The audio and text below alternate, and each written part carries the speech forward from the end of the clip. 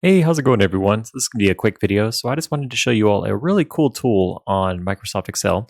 Let's say you're working on one of your cells and it starts to go a little bit over. It starts to eclipse the column width, and you want to be able to just wrap the text around. You can actually use a tool called Wrap Text. So right now you can see under cell A3 that it's a little bit long. So the whole thing is not showing up. Part of it's cut off. Sometimes you'll see where you're typing and it just starts to bleed over into the next column.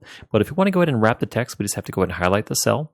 Come over here to the home tab on the ribbon. Come over here to Wrap Text, which is under the alignment section, and select it. And you can see it actually will expand it down so that it's able to fit everything there. So you're not having to move your column over, because there may just be one value within this column that's really, really long. So rather than having to expand the column width for everything, you can just go ahead and make that box a little bit bigger, just increase the height on it.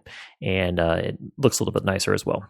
So that is a quick tutorial on how you could use the Wrap Text tool on Microsoft Excel.